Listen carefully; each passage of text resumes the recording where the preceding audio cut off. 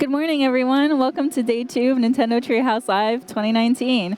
I am here with Audrey and Roxy, and we're here to talk about Fire Emblem Three Houses. I almost made it. I made it, actually. All right, so let's get the show on the road. So we are a professor in the Monastery, and this is 5 years before things get a little rough for our students. But Audrey, could you tell us some more about the story for our audiences back at home? Yeah, that's right. So I'm playing as Byleth here, and we are at the Officers Academy at Garrick Mac Monastery. Don't worry about that green-haired girl in the room. That's completely normal, and everything is fine. But basically, at the outset of the game, I'm sorry, I have to talk to Bernie here. Oh, she says she's got a cold, but she's a big liar. Bernie is actually just a big introvert, but it's okay. You can pull her out of her shell over time. But at the outset of the game, you choose one of 3 houses to lead and to teach, and each one represents one of the ruling powers in Fodlan, the continent where this game takes place. So you're not just choosing the students who you want to teach, you may be choosing which side you want to take and, I don't know, an impending war. So we're going to show a few of the activities that you can do here at the monastery. In there is the garden. Over there's the fishing hole. But you know what? I'm a bit peckish. I'm going to run to the dining hall real quick and see what's going on there. I mean, it's morning for us, so I guess true. It's breakfast time. Breakfast is the most important meal of the day. So here we are in the dining hall. And, hello, Dedu. Investigating Ramire Village. He's always so serious. Come on, let's get a bite. Just walk away from the Yes. So there are multiple paths you can take in this game. The one we're playing right now is the Black Eagle path, and this is Edelgard. She's the house leader of the Black Eagles. She's an incredibly important character. I won't spoil anything for anyone who hasn't played the game, obviously, but she has an incredibly compelling and deep backstory, just like all of the characters in this game. So I hope you look forward to getting to know her. But I'm going to jump here, and let's see. Petra looks like she really wants to get in on this meal. That's going to raise her motivation. She's got that giant happy face, so I'm ready. Let's go for this. And then it's a professor in Night Mixer, so I'm also going to invite Manuela to the party. And we're going to chow down. And one of the really cool things about the monastery activities is that not only is it really fun to interact with all of these characters like never before in a Fire Emblem game, everything you do has an effect on your game. You can see that dining with Petra increased her motivation. That's going to allow me to do more with her when we're in the tutoring phase. It also gave me more points so that my professor level went up. And having a higher professor level means that you have more activity points, more battles you can do, and you get more gold to spend on those all-important vulneraries. Nice.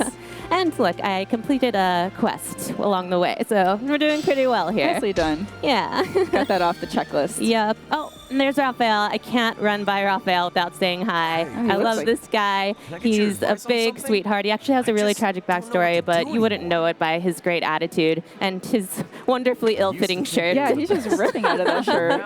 He can't help it. His muscles want to be free. And he's worried because he ate too much fish recently, and so now he's worried he'll never want to eat it again. These are really, really big problems in the academy phase of this game.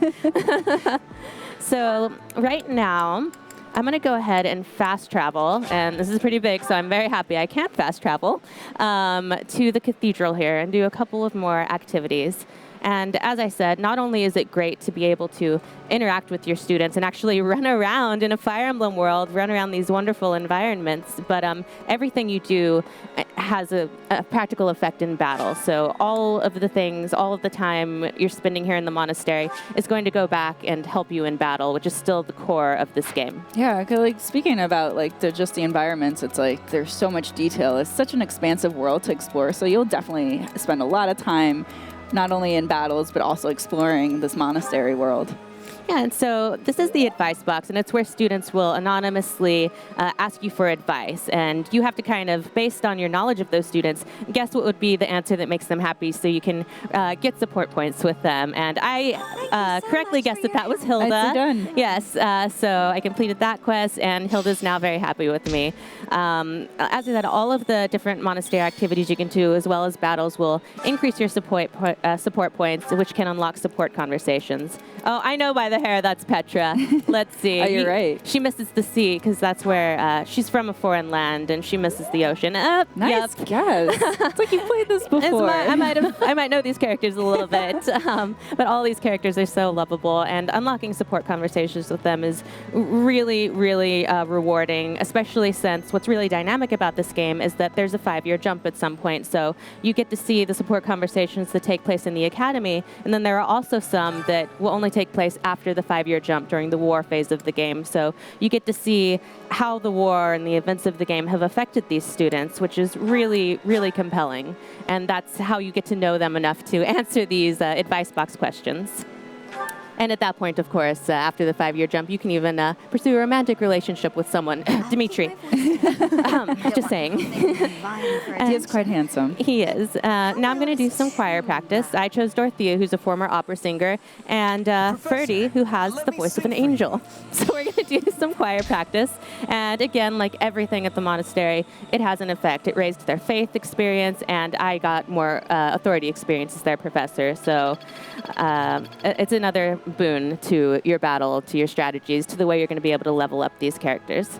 I'm noting that the game is fully voiced. I really like, whenever you talk to a character, they are fully voiced and you can really engage with them. And some folks would be happy to know there's dual audio options. So yes, if you want to play with the Japanese voices, you absolutely can. So we're going to jump into some tutoring here. And as you can see, you can choose to instruct manually or automatically. One of the wonderful things about this game is that it's as deep as you want it to be. If you want to, like me, I love to pour every single stat, every single unit that I have and try and customize it to my heart's content. But if you're the kind of player who really just wants to race through the story and the battles as fast as you can auto-tutor, and it won't be quite as effective, but it is an option if you'd rather not deal with all of this stuff that I just personally love pouring over. So for Linhard here, as you can see, I've set a custom focus for him. You can choose some predetermined skill goals for him, but I really want to make him a cavalier. I need more movement on my team. So I'm going to try and increase his lance and riding skills. Oh, he didn't do so well. I could critique him, but I'm going to play Mr. Nice Guy. It's like good call, bad cop. Like, which one are you going to do? And that was the right call for him. He doesn't respond to critique very well, so... Let's see. He's still got a bit of... he did really well. Good job. And he leveled up in Lance. Nice. So we'll check in a bit, but he just might have enough of that skill to be able to change class. We'll just have to see. Yeah, good job, Lenny. I'm very, very proud of you. Aww. And then, he's still got a little bit of motivation. So let's go ahead and work on your horsemanship. And we leveled up as well. Nice. Skill level up. All right. Things are going well for Lenny. And then let's also... check in on Ferdy. He also has a custom focus here. I want to make him a brigand, mostly because I think he would hate the outfit, so I kind of want to force him into it. That's vicious. And another skill level up. He's doing really well here. As I said, I've been very focused on getting all of these skills up to the level they need to get the classes that I want. But it's very good to point out that there's each character has a specific affinity for a class, but you can dictate how you want to play it, just the way that you want to play it. Right, so they fit sort of the synergy of the rest of your army and how you like to play. Exactly. It's dependent on strategy, or it's even dependent on the way that you want to play. Absolutely. Professor. Oh, and as you can see, some of your students can actually ask you if they want to update their goals, and you can choose to go with what they're looking to grow in, or just force them to become an archer if you want them to be an archer. Here, I'm going to leave Ignatz the way he was, just because I really want him to continue down that path. And actually, sometimes if you force a student into territory they're uncomfortable with, unfamiliar with, they'll actually grow exponentially in ways that they couldn't have foreseen. Sweet. See, I'm always forced her out of her shell. It's good for her. She needs to grow and meet people. She's a wonderful young lady. She needs some fresh air. Yes, she does. And they did pretty well together. All right, and then you can see, again, you can pour over all of the screen. I'm going to skip through it just so that we can move along here, but I would normally be looking at every single stat and seeing how my team has grown. Knowing how you've played past Fire Emblem games, I can vouch for that. All right, so now that we've gotten some good skill level ups, I'm actually going to jump into the certification exams here, and that's how you change classes in this game.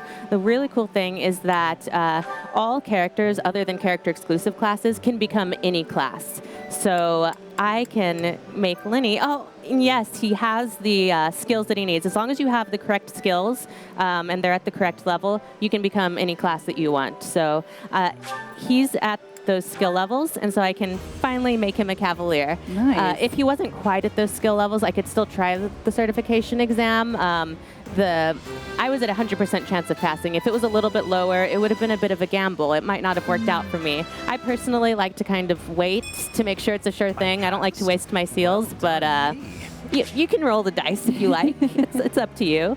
And yes, I would like you to change into that class. Yeah, and I do like that once you pass the certification exam for a certain job class, you don't have to keep using seals if you want to switch back and forth. Absolutely. So let's go ahead and make Freddy a brigand as well. He's going to love the outfit. He'll learn to love it. Oh. Yes. Oh, look at that. Look at him styling and profiling. He looks proud of himself. Yeah. Go ahead and, yeah, let's keep you that way, Freddy. All right, so that was pretty successful. Let's go ahead and let's jump into a battle. Or no, you know what? Let's do a seminar. Change my mind. Seminars are a way where you can learn from some of the other professors or faculty at the Officers Academy. Like here, FETH is really good at lance skills. So if I want to continue to grow Lenny in that direction, I can have him attend one of FETH's seminars, and his lance skills will improve. Oh, nice. It's very interesting that not only are you interacting with the students, but you're also interacting with the staff as well, and building those relationships and understanding or learning their personalities as well. Because like just earlier, you were having breakfast with Manuelo, who happens to be a faculty member within the monastery. No, there are so many student characters in this game, and they each have such a depth. It's really a delight to get to know all of them throughout the course of the game. Oh, and it's the Holy Kingdom of Fargus Founding Day today, and there's a special dish. I really want to eat there, but I'm going to jump ahead so that we can get a look at some neat battle. All right. One step before the next. My students are doing so well. I'm so proud of them. I love seeing that level of it. Yes. As a teacher and a professor, it is satisfying. Oh, and it's Marianne's birthday, and she's a sweetheart, so I'm going to go ahead and buy her flowers. And as you see, I got support points for that, so good job all around. I'm the favorite teacher, let's be honest. I do like that you get to interact with students in the other houses too, regardless of the house you initially choose. Yeah. There's that option to interact with them, possibly recruit them. Yeah, if that's you a great plan point. So well. you're not just stuck within the students that are particular to a house. You could always recruit them over to the house that you're currently following. Mm-hmm. Yeah, and along those lines, I'm about to do a paralog battle that requires Raphael and Ignatz to take part in it. And Raphael and Ignatz are not actually Black Eagle students. They're both from the Golden Deer, but I loved them so much during my Golden Deer playthrough. I couldn't bear the thought of going on without them, so I acquired the skills as a professor that they wanted to grow in, and since I was able to do that, I was able to recruit them. And because I recruited them, I was able to access this paralog. I otherwise wouldn't have been able to play. So I'm skipping right past this story moment here so that players can enjoy it at home. But basically what's happening is that Ignatz and Raphael are from a merchant families, and merchants are being attacked in the Alliance. So they want us to go and help them. And of course, we're going to go help them. It's We're very heroes noble after all. deed, yes. Yes. Doesn't make any. Agree. Now you're gonna go. I just love Raphael. He's the best. He's so amped. I knew you couldn't resist. He's always amped. Thank you so much. And we've seen a glimpse of the calendar a few times, and that's really notable because you live by the calendar in this game. It determines when you take part in special battles, when you can do additional training opportunities, when people's birthdays are, special holidays, tournaments, all kinds of things. So you really want to keep an eye on the calendar. All right, we're going to go ahead and jump into this battle. Oh, there they are. There are the merchants. Oh, they're in a load of trouble because that guy doesn't look friendly. Oh, yeah, not at all. Looks like they are. So my group starts up split up, and as you may have seen, the objective here is to defeat the commander. Merchants could probably escape. And obviously protect the merchants. That's pretty important. So you're employing proper flanking maneuvers, which is already, it looks pretty good. Yes, yes. And that's why I'm really happy that I made Linhardt a cavalier here, because that gives me a lot of movement at my disposal, and I really want to be able to get over to this drawbridge over here. Ooh. So first I'm going to use a combat art, then I'll get over to that drawbridge. Yeah. Combat arts are returning. You might remember them from Shadows of Valentia, and there are a bunch of new ones in this game as well. So I'm going to go ahead and unleash one. They're very powerful, of course, but they also do lower your weapon durability very quickly. So you can't just spam the combat arts. You have to be very strategic about how you use them. That is very good to point out. Oh, he lost a lot of health there. We might get to Need see some reinforcements. Linny die. Oh, we'll no. see what happens. Oh, no. And because he is a mounted unit, he can move again after attacking. So I can just kind of scoot him away from those enemies, perhaps. Stay focused. Teacher to the rescue. Yes. Hands off my students. I do love like these battle sequences that it's not just between the opponent and your character. There's like action and battle happening, so it adds that immersion to what's happening on the field. Absolutely. And there's my archer. It's always important to have a good archer on your team. And Ignatz is the best in the business. All right. So I think Linhardt's covered pretty well.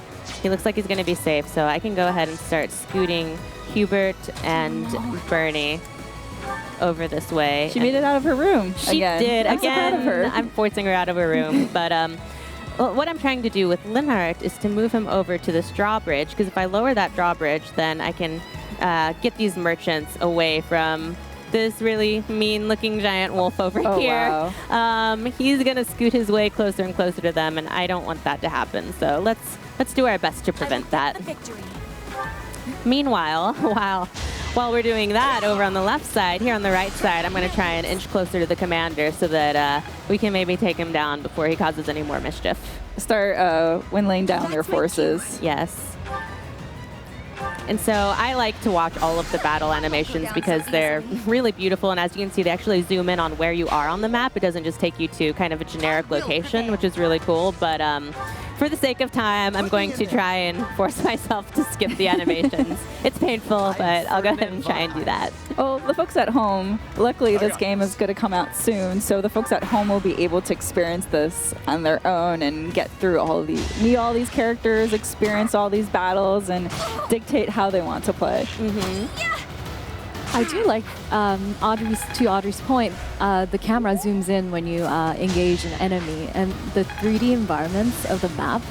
I like the fact that you can adjust the camera angle too. Like if you like the overhead view like traditional Fire Emblem, or if you want to like explore the environment a little bit, make it a little bit more scenic. Yeah, that's something that's always been a real great thing about the Fire Emblem series, is that you can customize your battle to your heart's content. You can decide to skip animations, turn them on, off, all kinds of things. So like I said, I love just watching all of those things, but you really don't have to if you'd rather just get right to it. Yeah. Good job, Hubert. Well done. Let's see. I think that's the best we can do. Oh, look at that. That actually unleashed a gambit. So as you can see, those guys behind Bernadetta, those are her battalion who I've assigned to her. And because I've assigned them to her, she was able to use their gambits, which did her really well here. Was able to defeat that enemy. Yeah, so, she got a crit in that one too. And it never would have happened if she hadn't left her room. So proud. Yes, another gambit. Nice. Wow. We might just save these merchants after all. And I leveled up. Such power. Truly amazing. If I don't say so myself, truly amazing. Indeed. Huh? It worked out.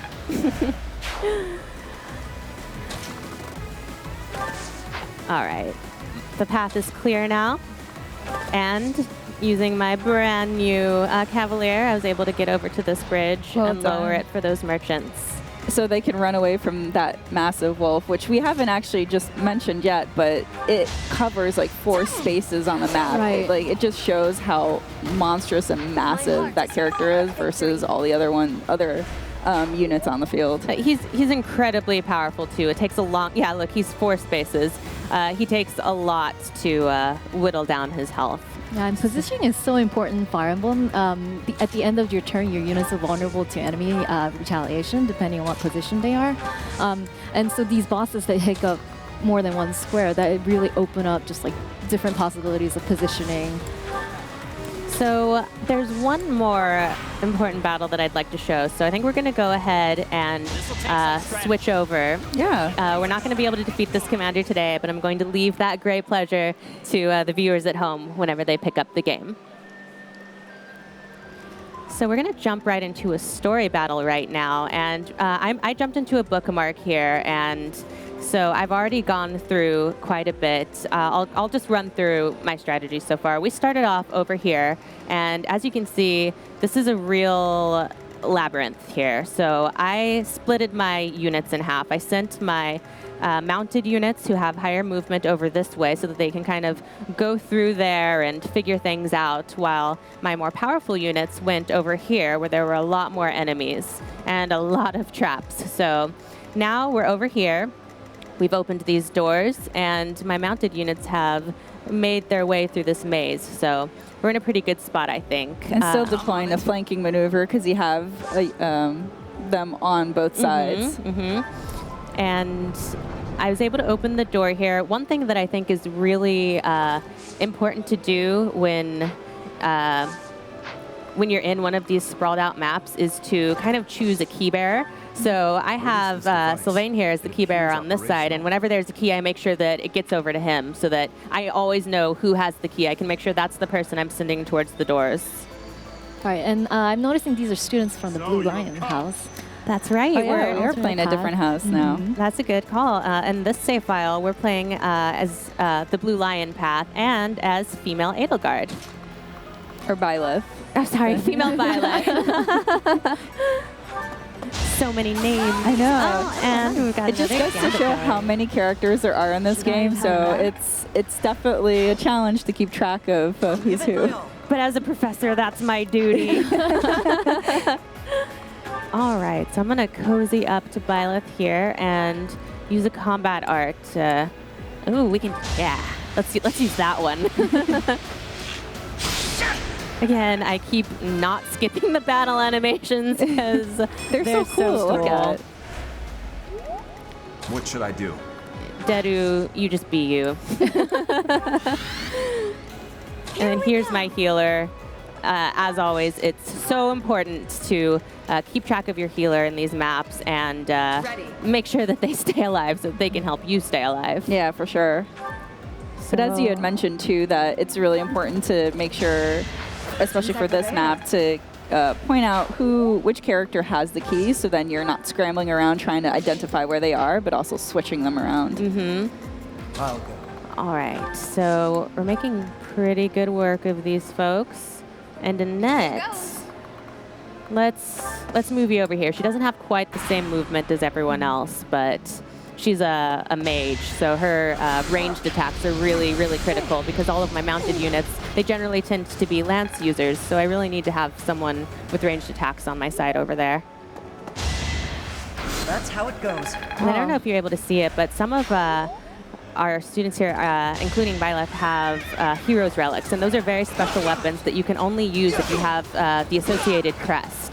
And crests are of incredible importance in this world. They determine your status and power. They're passed down through bloodlines, and so whether you get a crest and which crest you have really determines your position in this world.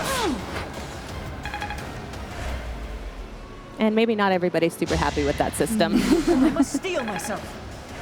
I'm just loving how Ash is able to attack those enemies across the wall. Like, yeah, we're able to take them down without putting ourselves in too much danger, which is really nice. Oh, my battalion leveled up. All right, Ash, you did well. Now you get to forge on ahead. Proceed with caution. I shall, Dedu. I promise. I think... How are you doing, Dedu? I'm going to heal you. Yeah, let's go ahead and heal Dedu.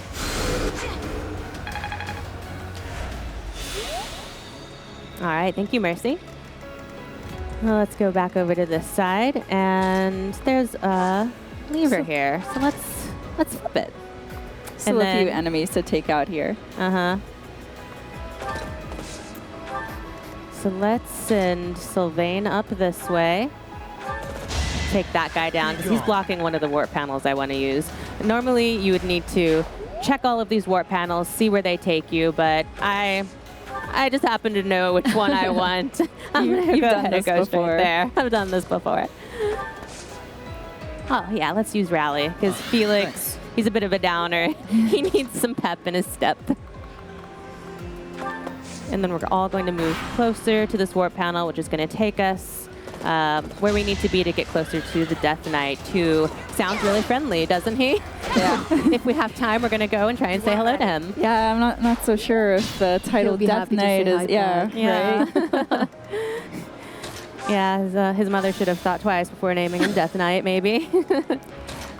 So just to reiterate to the folks at home that are just tuning in, this is Fire Emblem Three Houses, where you play as a professor to basically encourage students and just prep them up. You can play however you want. There's a lot of depth in this game. There's a really deep narrative story. All of these characters have their own personality. And right now we're playing a bit earlier in the game where it's before the 5-year jump, which if you tune in on yesterday's Nintendo Direct, you got a little bit of a preview of what happens after that jump, but this game is really, really cool, and we're really excited to show it to you today. Yeah, and that was just a taste, what you saw in the trailer. Their stories, their backgrounds are all so complex. You can't tell what's going on until you play the game. So you have a lot to look forward to, viewers at home. All right, so my key bearer's here at the door. We're going to go ahead and say hi to the Death Knight pretty soon. You know what, Sylvain, you're a good man, but I'm going to go ahead and let your professor do the hello. Oh my gosh. Because Death Knight is very powerful and very, very scary. This is risky. We're all very scared of him. So let's go ahead and end this turn. Just give up. And then one thing I want to point out is that, well, first I'm going to defeat this enemy, and then I'll point stuff out. But say I had really messed up in battle and, God forbid, let one of my students get defeated. There's actually a way using Divine Pulse where you can go back and you can redo the whole match if you want, or you can just go back a few moves. And this is obviously very powerful.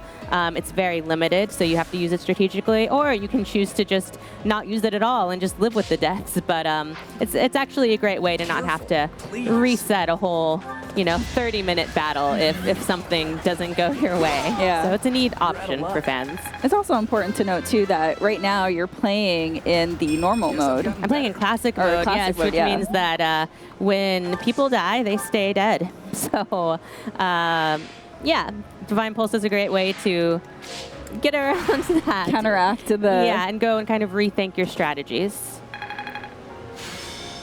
Another battalion level up. That's handy. Oh, no. You said he was friendly? Too much fun. Yeah, so we're going to stop Right here. right here. Before he, over here. Because this friendly fellow just got a little less friendly. So.